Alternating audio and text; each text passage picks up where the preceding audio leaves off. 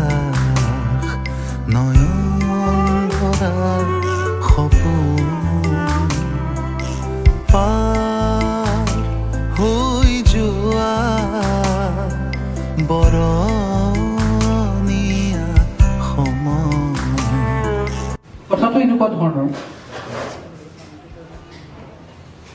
সমাজৰ লগত খুব ওতঃপ্ৰোতভাৱে জড়িত হৈ থাকে সংস্কৃতি, আৰু সেই সংস্কৃতিৰ এক এৰাব নোৱাৰা অংশ হৈছে গীত মাত। এই গীত মাত হয়তো এই পৃথিৱীত মানুহৰ সৃষ্টিৰ আগৰ পৰাই আছিল। সংগীতৰ উৎপত্তি যিহেতু প্ৰকৃতিৰ পৰা, গতিকে সেই প্ৰকৃতিত সংগীত আগৰ পৰাই আছিলে। হয়তো জীৱ জন্তুৰ কণ্ঠস্বৰত, হয়তো কোনোবা গছৰ শব্দত, বতাহত, বায়ুত, পানীত সংগীত সিঁচৰিত হৈ আছিলে। আৰু সেই সংগীতক মানুহৰ বুদ্ধিমত্তাই কাঢ়ি আনি, প্ৰকৃতিৰ পৰা কাঢ়ি আনিছে বুলি কৈছোঁ, আনি নিজে বিচৰা ধৰণে নিজৰ উৎকৰ্ষ সাধনত ব্যৱহাৰ কৰিলে। হেঙুলীয়া আকাশ মোৰ নৱতম সৃষ্টি।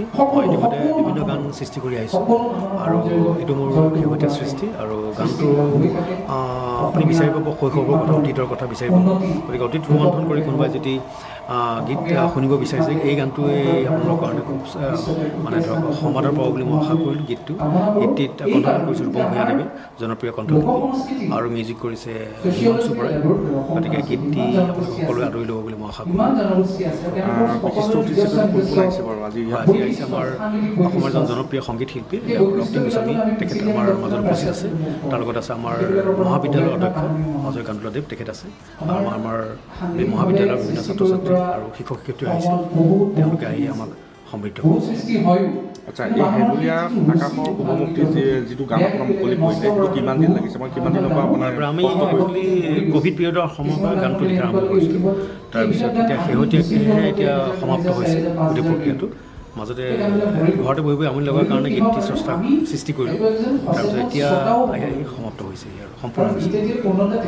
ইয়াৰ পিছৰ পৰিকল্পনা হাতত কি লৈছে? পৰিকল্পনাটো থাকেই আমাৰ, পৰিকল্পনা আমাৰ সময়ে সময়ে থাকে, আৰু প্ৰত্যেক বছৰে এটা দুটা গান তেনেকৈ সৃষ্টি কৰোঁ, কম্প'জ কৰি আহিছোঁ। আৰু অদূৰ ভৱিষ্যতেও তেনেধৰণে আমি ভাল ভাল গান, ভাল সৃষ্টি আপোনালোকক দি যাম বুলি আশা ৰাখিছোঁ। আপোনালোকৰ আশীৰ্বাদ কামনা কৰিলোঁ, আপোনালোকৰ সঁহাৰি কামনা কৰিলোঁ। শ্ৰোতাইহে ক'ব কেনেধৰণৰ আমি সৃষ্টি কৰিম। দূৰ পশ্চিমৰ হেঙুলীয়া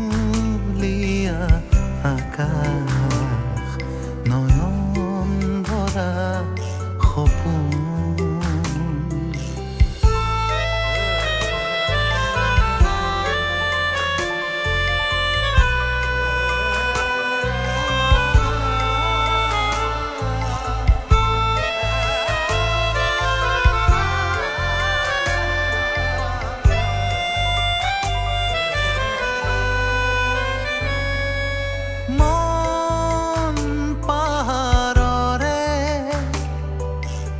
শুকান জুৰিবোৰে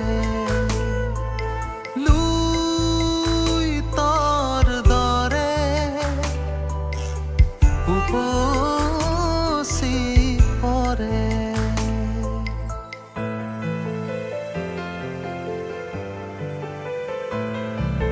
মন পাহাৰৰে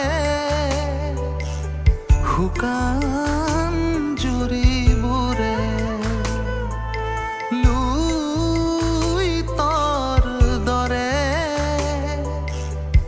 উপচি পৰে। জোন তৰাই কিনো সাজে, জোন তৰাই কিনো সাজে, এন্ধাৰৰ মাজে মাজে, এন্ধাৰৰ মাজে মাজে।